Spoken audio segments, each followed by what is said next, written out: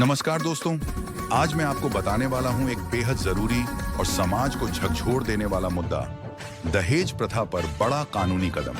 भारत में दहेज प्रथा आज भी कई रूपों में मौजूद है, खासकर बिहार और उत्तर भारत के कई इलाकों में, जहां शादी चाहे पारंपरिक हो, पकड़ा विवाह हो या सामाजिक दबाव में जल्दबाजी में होने वाला विवाह, दहेज का बोझ अक्सर लड़की के परिवार पर लाद दिया जाता है।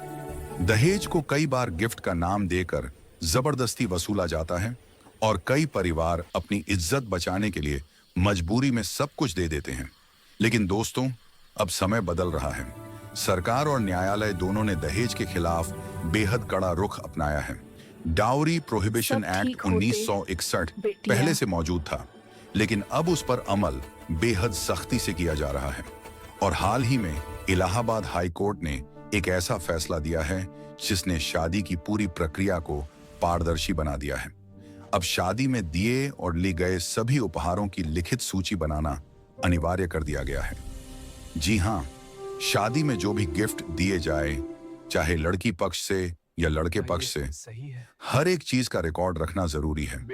इस सूची में यह दर्ज होना चाहिए कि उपहार क्या है, किसने दिया, किस रिश्ते से दिया और उसकी अनुमानित कीमत।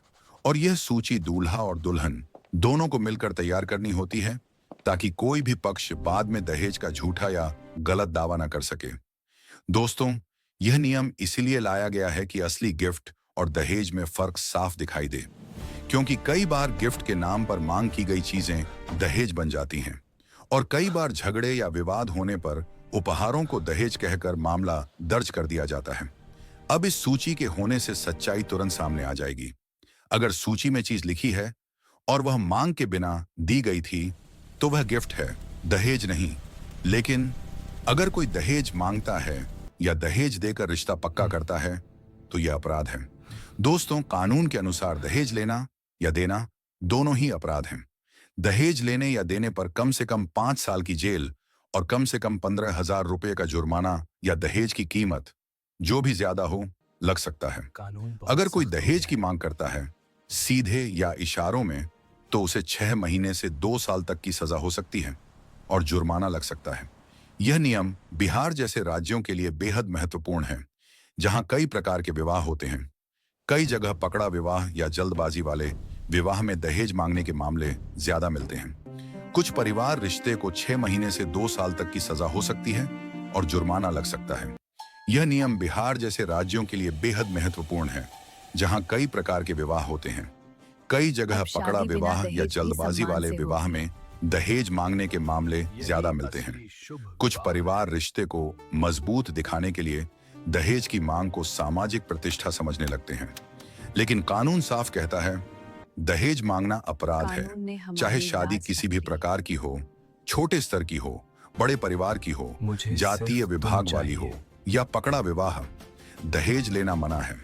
और अब जब हाईकोर्ट ने कहा है कि हर शादी में गिफ्ट सूची बनाना जरूरी है, तो दहेज के मामले छुप नहीं पाएंगे। दोस्तों, इस नियम का सबसे बड़ा फायदा यह है कि अगर भविष्य में किसी लड़की के साथ अत्याचार होता है या उस पर दहेज का दबाव डाला जाता है या उसे उसके उपहारों से वंचित किया जाता है, तो यह सूची ही उसके लिए कानूनी हथियार बन जाएगी, क्योंकि इसमें हर चीज का साफ रिकॉर्ड होगा। दूसरी ओर, अगर कभी झूठे दहेज के आरोप लगते हैं, तो सूची से तुरंत साबित हो जाएगा कि क्या था और क्या नहीं। इससे अदालतों का समय बचेगा और सच्चाई जल्दी सामने आएगी।